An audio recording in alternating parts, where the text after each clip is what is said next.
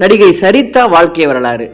இவங்க ஆரம்பத்தில் சினிமாவில் நடிக்க வரும்போது இவங்கள பார்த்தவங்கலாம் என்னங்க இவ்வளோ கருப்பாக இருக்காங்க, இவங்கெல்லாம் ஒரு ஹீரோயினா அப்படின்னு எல்லாருமே கிண்டல் பண்ணுவாங்களாம். அத்தனை பேரும் இவங்களுடைய முதல் படத்தை பார்த்ததுக்கப்புறம் கருப்பு அழகி, நடிப்பு ராட்சசின்னு அவங்களே வாயார புகழ்கிற அளவுக்கு இவங்களுக்குன்னு ஒரு தனித்துவமான நடிப்பு, இவங்களுக்குன்னு ஒரு தனித்துவமான குரலும் இருந்திருக்கிறது. அத்தனை தடைகளையும் உடைத்தெறிந்து விட்டு பிற்காலங்களில் சூப்பர் ஸ்டார் கூட சேர்ந்து நடிக்கும் பொழுது சிவாஜியிலிருந்து ரஜினி வரைக்கும் சரிதா இருக்காங்களா, அப்போனா நம்ம கொஞ்சம் எச்சரிக்கையாக இருக்கணும் அப்படின்னு பயப்படுற அளவுக்கு தனக்குன்னு ஒரு அடையாளத்தை ஏற்படுத்தியவர் தான் நடிகை சரிதா அவர்கள். இந்த நடிகை சரிதாவை அறிமுகப்படுத்தியவர் யார்? தொடர்ச்சியாக பாலச்சந்தர் படங்களில் 22 படங்களில் கதாநாயகியாக இவங்க நடித்திருக்கிறாங்க. அதற்கு என்ன காரணம்? இவங்க வாங்கின விருதுகள்லாம் என்ன?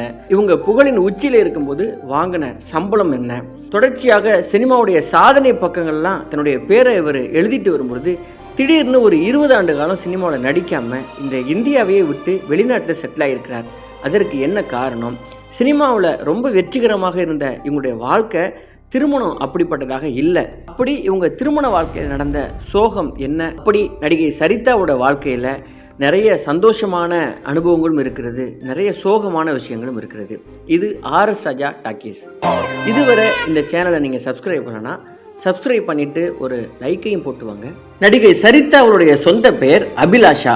இவங்க 1960 ஜூன் 7 பிறந்தவங்க. இவங்க ஆந்திர பிரதேசம் குண்டகல்ல பிறந்திருக்கிறாங்க. தமிழ் சினிமாவின் 80 காலகட்டங்களில் முன்னணி நடிகைகளில் ஒருவராக திகழ்ந்து வந்த நடிகை சரிதாவை மரோ சரித்ரா அப்படிங்கிற படத்துல பாலச்சந்தர் தான் அறிமுகம் செய்து வைத்தார். இந்த படத்திற்காக அவர் கொஞ்சம் நஞ்சம் இல்லைங்க, 150 பேருக்கும் மேலாக டெஸ்ட் செய்திருக்கிறார். அந்த டெஸ்ட்ல எல்லாம் பாஸ் செய்தது சரிதா ஒருத்தர் தானா. தனது முதல் படத்திலேயே தனி மேனரிசம், முகபாவம் மற்றும் சிறப்பான நடிப்பால தனக்குன்னு ஒரு தனி முத்திரையை பதித்திருக்கிறார். ஆனா படம் வெளிவந்த முதல் வாரத்திலையும் படத்துக்கு முன்னதாகவும் என்னப்பா ஹீரோயின் ரொம்ப கருப்பா இருக்காங்க அப்படின்னு கிண்டலும் கேலியும் செய்யப்பட்டதெல்லாம் தனி கதைன்னு தான் சொல்லணும். தெலுங்குல அறிமுகம் செய்து வைத்ததை தொடர்ந்து பின்னர் தப்பு தாளங்கள் அப்படிங்கிற படத்தின் மூலம் தமிழ்லையும் இவரை அறிமுகம் செய்து வைத்தார் பாலச்சந்தர். அந்த படத்திலும் ஒரு அழுத்தமான கதாபாத்திரத்தை ரொம்ப அசால்ட்டாக கையாண்டு தமிழ் ரசிகர்களுடைய மனதில் நீங்காத இடத்தை பிடித்தார். நடிப்பையும் தாண்டி இவருக்கு இன்னொரு பிளஸ்ஸாக அமைந்தது இவருடைய குரல் தான். ஸ்ரீவித்யாவுக்கு இருக்கிற மெச்சூரிட்டி குரலும் ஸ்ரீதேவிக்கு இருக்கிற இன்னோசன்ட் குரலும் சேர்ந்த கலவையான குரல் தான் சரிதாவுடைய குரல். ஹீரோயின் வயதை கடந்ததும் சினிமாவை சரிதா விடவே இல்லை. பல நடிகைகளுக்கு டப்பிங் கொடுக்க துவங்கி இருக்கிறார். தமிழே வராத நக்மா, மதுபாலா போன்ற நடிகைகள் கூட இவரது குரலில் டப்பிங் பேசி நடித்தால் அவர்களது நடிப்பு ஒருபடி கூடுதலாகவே இயல்பாக இருக்கும். மேலும் ரோஜா, சௌந்தர்யா, தபு, சிம்ரன், தேவயானி, ஸ்னேகா என்று பல தமிழ் நடிகைகளுக்கு நடிகை சரிதா டப்பிங் பேசியிருக்கிறார். நடிகை சரிதா பிறந்து வளர்ந்து எல்லாம் ஆந்திர மாநிலம் குண்டூர் மாவட்டத்தில் தான். மேலும் இவர் 2 முறை திருமணம் செய்து கொண்டார். இவர் முதல்ல தெலுங்கு நடிகர் வெங்கடேஷ் சுப்பையா அப்படிங்கிறவரை 1975ஆம் ஆண்டு திருமணம் செய்து கொண்டார். அதற்கப்புறம் இந்த 2 பேரும் ஒரே ஆண்டிலேயே பிரிந்து விட்டார்கள். பின்னர் 1988ஆம் ஆண்டு மலையாள நடிகர் முகேஷ் அப்படிங்கிறவரை திருமணம் செய்து கொண்டார். திருமணத்துக்கு பின்னர் இவங்களுக்கு ஸ்ரவன் மற்றும் தேஜாஸ் அப்படின்னு 2 மகன்கள் பிறந்திருக்கிறாங்க. பின்னர் 2011ஆம் ஆண்டு தனது 2வது கணவர் முகேஷுடன் ஏற்பட்ட கருத்து வேறுபாட்டால் அவரிடமிருந்து விவாகரத்து பெற்று பிரிந்து விட்டார். சரிதாவை பிரிந்த முகேஷ் விவாகரத்தான 2 வருடத்தில் மெத்தில் தேவிகா அப்படிங்கிறவரை திருமணம் செய்து கொண்டாங்கிறது தனி கதை. விவாகரத்துக்கு பின்னர் தனது மகன் ஸ்ரவனுடன் துபாயில் வசிக்க ஆரம்பித்தார் சரிதா. விவாகரத்து குறித்து பேசியிருந்த சரிதா, திருமணத்திற்கு பிறகு குழந்தைகளை வளர்ப்பதற்காக தான் நான் நடிப்பில் இருந்து விலகினேன். என் கணவர் எனக்கு சரியானவர் இல்லை அப்படிங்கிறது எனக்கு தாமதமாகத்தான் தெரிந்தது. எங்களுக்கு 2 குழந்தைகள். எனக்கு விவாகரத்து கொடுக்காமலேயே முகேஷ் வேறு திருமணம் செய்து கொண்டார், மோசடி செய்து விவாகரத்து பத்திரம் வாங்கி கொண்டார் அப்படின்னு ரொம்ப சோகமாக பதிவு பண்ணியிருக்கிறாங்க.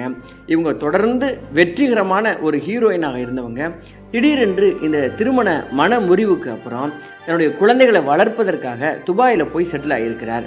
இறுதியாக தமிழில் 2013ஆம் ஆண்டு வெளியான சிலோன் அப்படிங்கிற படத்தில் நடித்திருந்தார்.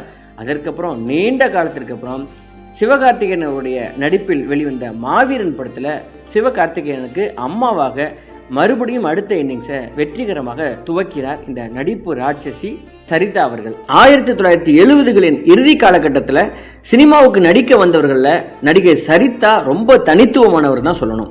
அவருடைய நடிப்பை பற்றி அப்போதைய காலகட்ட ரசிகர்கள் யாரை கேட்டாலும் ஒரு சின்ன குறை கூட சொல்ல மாட்டாங்க. அந்த அளவுக்கு கதையே விரும்பக்கூடிய கதாநாயகியாக அசத்தக்கூடியவர் நடிகை சரிதா. அப்படிப்பட்ட சரிதா பல ஆண்டுகள் இடைவெளிக்கு பின் தான் சினிமாவில் நடிக்க தொடங்கினார். அதுவும் சிவகார்த்திகேயன் படத்தில். அந்த படத்தில் நடிக்க வந்த சரிதா கிட்ட ஏங்க இத்தனை வருஷம் நீங்கள் நடிக்கலை அப்படின்னு எல்லாருமே கேட்டிருக்கிறாங்க. அவர் சொன்ன பதில், சினிமாவோட நீண்ட காலமாக நடிக்காமல் இருந்ததுக்கு என்னுடைய தாய்மை தான் காரணம். இப்படி ஒரு முடிவை எடுத்ததற்கு நான் தான் காரணம். ஏன்னா அம்மாவாக எல்லா வேலைகளையும் கடமைகளையும் செய்வதற்கு எனக்கு நேரம் ரொம்ப சரியாக இருந்தது. என் வாழ்வின் இந்த நாட்களை நான் ரொம்ப மிகவும் ரசித்து செய்தேன். எனக்கு சினிமா தான் வாழ்க்கை அப்படின்னாலும் அம்மாவாக பார்க்கும்போது குழந்தைகளுக்கு தானே நான் ரொம்ப முன்னுரிமை கொடுக்க வேண்டும். அதற்காக சில தியாகங்கள் செய்ய வேண்டியிருந்தது. அதில் ஒன்று தான் நடிக்காமல் இருந்தது. மற்றபடி தொடர்ந்து நான் டப்பிங் பண்ணி கொண்டிருப்பதால சினிமாவுக்கும் எனக்குமான தொடர்பு விட்டு போகலை அப்படி என்று இவர் பதிவு செய்திருக்கிறார். தொடர்ச்சியாக நான் நடித்த படங்களை எல்லாம் என் பிள்ளைங்களுக்கு நான் போட்டு காட்டுவேன். அதை நான் பார்த்து விட்டு என் பசங்க 2 பேரும் கேட்பாங்க, ஏம்மா எல்லா படத்துலையும் ரொம்ப சோகமாகவே நடிச்சிருக்கிறீங்க அப்படின்னு கேட்பாங்க. அதே சமயம் நான் நடித்த சில படங்களை இன்னும் உங்களுக்கு போட்டு காமிக்கல, ஆனால் கண்டிப்பாக காட்டணும்னு நினைக்கிறேன் அப்படி என்று சரிதா கூறியிருக்கிறாங்க. தொடர்ச்சியாக ஒரு கேரக்டருக்கு தன்னை தயார்படுத்துவது எப்படி அப்படின்னு சரிதா அவர்கள் பதிவு பண்ணது, சம்பந்தப்பட்ட கேரக்டருக்கு தனியாக ஹோம்ஒர்க் எல்லாம் நான் பண்ண மாட்டேன். அந்த கேரக்டரை புரிந்து கொண்டு ஷூட்டிங் ஸ்பாட்டில் நடிக்கிறது தான். அந்த கேரக்டர் எப்படி நடக்கும், எப்படி பேசும், இது எல்லாமே நான் உள்வாங்கிக்குவேன். எல்லாத்தையும் கடந்து இயக்குனரும் கூட நடிக்கிற சக நடிகர்களும் கொடுக்குற ஒரு உந்துதல் தான் நான் நல்லா நடிக்கிறதுக்கு காரணம் அப்படின்னு நினைக்கிறேன்னு சொல்லியிருக்கிறாங்க. நான் திரும்ப நடிக்க போகிறேன் அப்படின்னு எங்களோட 80s நடிகர் நடிகைகள் இருக்கிற வாட்ஸ்அப் குரூப்பில் நான் தெரிவித்தேன். எல்லாருமே ரொம்ப சந்தோஷப்பட்டாங்க, வாழ்த்துதல் சொன்னாங்க. இந்த மாவீரன் படத்தை என் ஃப்ரெண்ட்ஸ் கூட சேர்ந்து பார்க்கணும்னு ஆசையாக இருக்குது. அவங்களுக்கும் டைம் இருந்துச்சுன்னா அது கண்டிப்பாக நடக்கும் அப்படின்னு ரொம்ப பாசிட்டிவாக பேசியிருக்கிறாங்க சரிதா அவர்கள். குழந்தைகளுக்காக சினிமா கெரியரையே தியாகம் செய்த சரிதாவின் செயல் பலருடைய பாராட்டுதலுக்கும் உகந்தது. சரிதா அவர்கள் நடித்த ரொம்ப முக்கியமான படங்கள்னா நெற்றிக்கண். இந்த படத்தோட இயக்குனர் எஸ்பி முத்துராமன். ரஜினிகாந்த் நடித்து சூப்பர் ஹிட் அடித்த திரைப்படம் தான் இந்த நெற்றிக்கண். இந்த படத்துல பெண் பித்து பிடித்து தெரியும் சக்கரவர்த்தி அப்படிங்கிற கேரக்டரை நடித்திருக்கும் ரஜினிகாந்தின் கொட்டத்தை அடக்கக்கூடிய பெண்ணாக சரிதா நடித்திருப்பார்னு சொல்ல முடியாது, வாழ்ந்திருப்பார். இந்த படம் ரஜினிக்கு மட்டும் இல்லாமல் சரிதாவுக்கும் ரொம்ப நல்ல பேர் வாங்கி கொடுத்த படம் தான் சொல்லணும். அடுத்த படமாக மௌன கீதங்கள். சரிதா தன்னுடைய நடிப்பில் முத்திரை பதித்த இன்னொரு திரைப்படம் மௌன கீதங்கள். பாக்கியராஜின் யதார்த்தமான கதைக்களத்தில் சரிதாவின் இயல்பான நடிப்பு இந்த படத்தை பெண் ரசிகர்கள்லாம் கொண்டாடும் விதமாக அமைந்தது. ஒப்பனை, முக வசீகரம் அப்படின்னு ஹீரோயின்கள் இருந்த காலகட்டத்தில் ஒரு சாதாரண புடவை, எந்த மேக்கப்பும் இல்லாத முகம்னு தன்னுடைய நடிப்பை மட்டுமே நம்பி களத்துக்கு வந்த சரிதா ஜெயித்த திரைப்படம் இது. அடுத்த படம் தப்பு தாளங்கள். 70களின் காலகட்டத்தில் இப்படி ஒரு கதையில நடிப்பதற்கே பெண்களுக்கு ரொம்ப தைரியம் வேண்டும். விலை மாதுவாக இருக்கும் சரிதாவை விரும்பி மணந்து கொள்ளும் ரஜினிகாந்த், திருமண வாழ்க்கைக்கு பிறகு இவங்களுக்குள்ள ஏற்படும் பிரச்சனை, சமூகத்தில் இவர்கள் சந்திக்கும் அவலங்கள் அப்படின்னு இதை மையமாக கொண்டு இந்த படம் எடுக்கப்பட்டது. இந்த படத்தில் ரொம்ப அற்புதமாக நடித்திருப்பார் சரிதா அவர்கள். அடுத்த படம் கீழ்வானம் சிவக்கும். நடிகர் திலகம் சிவாஜி கணேசன் நடிப்பில் வெளியான திரைப்படம் கீழ்வானம் சிவக்கும். இந்த படத்தை நடிக்கும்போது தான் சிவாஜி அவர்கள் ரொம்ப பயப்படுவாராம். சரிதா கூட சேர்ந்து நடிக்கும் பொழுது இந்த பொண்ணு நம்மளே காலி பண்ணிடும், ரொம்ப எச்சரிக்கையாக இருக்கணும்னு அடிக்கடி சொல்லுவாராம். தமிழ் திரைப்படங்களில் எத்தனையோ உறவுகளை கொண்டாடும் விதமாக கதைகள் வந்திருந்தாலும் ஒரு மாமனார் மற்றும் மருமகளுக்கு இடையே இருக்கும் அன்பான உறவை பற்றி ரொம்ப அழகாக எடுத்து சொன்ன திரைப்படம் இது. சரிதா இந்த படத்துல நடிகர் திலகத்துடன் போட்டி போட்டு நடித்திருப்பார். அடுத்த படம் அச்சமில்லை அச்சமில்லை. இயக்குனர் கே பாலச்சந்தர் இயக்கத்துல ராஜேஷ் மற்றும் சரிதா நடித்த திரைப்படம் அச்சமில்லை அச்சமில்லை.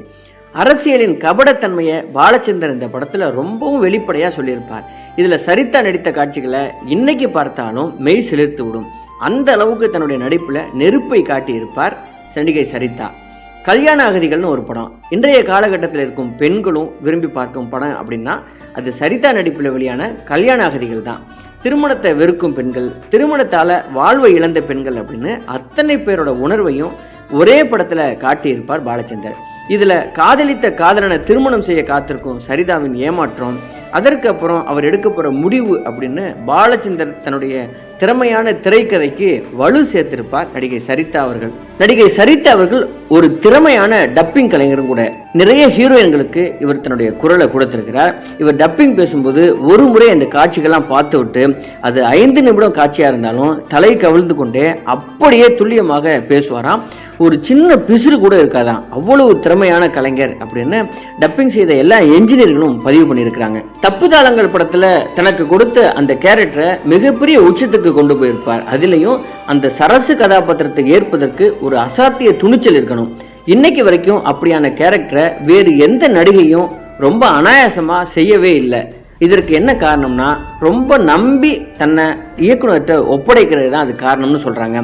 அப்படி இயக்குனர் மீது நம்பிக்கை வைத்து நடித்தவர்கள் வெற்றி பெறாமல் இருந்ததே இல்லை. அதற்கு சரிதாவின் ஆரம்ப வெற்றி அதற்கு ஒரு முன்னுதாரணம். வசனம் சொல்ல வேண்டியதை சரிதாவோட கண்கள் பாதி சொல்லிடும்.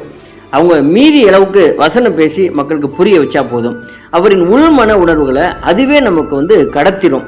டி.ஆர். ராஜகுமாரியின் கண்கள் ஒரு போதை அப்படின்னா, ஸ்ரீவித்யாவுக்கு ஸ்ரீதேவிக்கும் பேசுகிற கண்கள். ஆனால் சரிதாவோட கண்கள் வசனத்தை சொல்லக்கூடிய கண்கள். அவங்க பேசும் பொழுது அப்படியே அந்த உணர்வை நமக்கு கடத்திடுவாங்க. அதே போல் ஸ்ரீவித்யாவுக்கு இருக்கிற மெச்சூரிட்டி குரலையும் ஸ்ரீதேவிக்கு இருக்கிற இன்னோசென்ட் குரலையும் ரெண்டையும் மிக்ஸ் பண்ணி ஒரு வார்த்தை எடுத்தோம்னா சரியான கலவையாக வர்றது தான் சரிதாவோட குரல்னு தான் சொல்லணும். அறிவார்ந்து பேசும்போது உணர்ச்சி பிளம்பாக இருக்கும். வெள்ளந்தியாக பேசும்போது ரொம்ப மழலைத்தனமாக இருக்கும். இந்த குரலின் பாவங்களுக்கு ஏற்ப அவருடைய உடலும் ஒரு மொழி பேசும். பாடி லாங்குவேஜ்லையும் தனித்துவம் காட்டி மகத்துவமிக்க நடிகை அப்படின்னு எல்லாருமே கொண்டாடினாங்க. அதனால தான் நடிப்பு ராட்சசி அப்படின்னு சமகாலத்தில் இருக்கிற சக நடிகைகளாலையும் அழைக்கப்பட்டாங்க. தப்பு தாளங்கள் படத்தில் அப்படி ஒரு கேரக்டர் பண்ணினால் அதை தாண்டி வெளில வர்றது சாமானியமே இல்லை.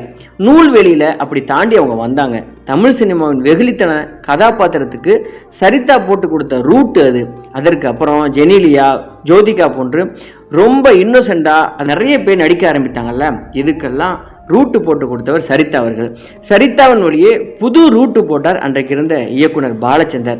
பாலச்சந்தரின் அறிமுகத்தை கொண்டு தன் சுகுணா கதாபாத்திரத்தை உழவ விட்டார் பாக்யராஜ். மௌன கீதங்கள் சுகுணா கேரக்டரை அவர் படைத்திருந்தார்.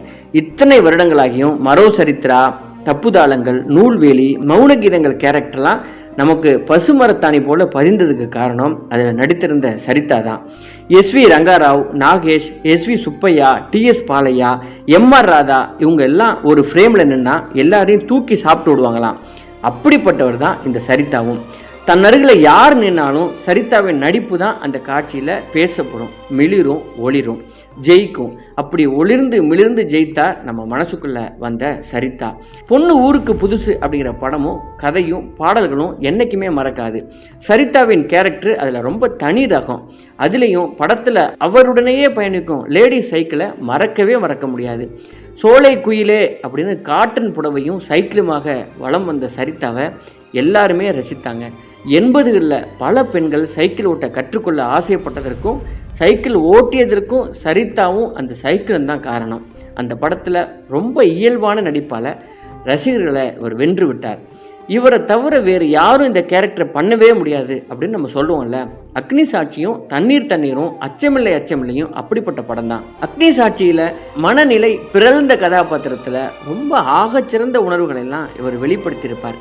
அந்த கருப்பு வெள்ளை பிரம்மாண்ட புகைப்படமும் அந்த படத்தில் கள்ளமில்லாமல் சிரித்தபடி இருக்கும். சரிதாவும் கூட நடித்திருக்கும்.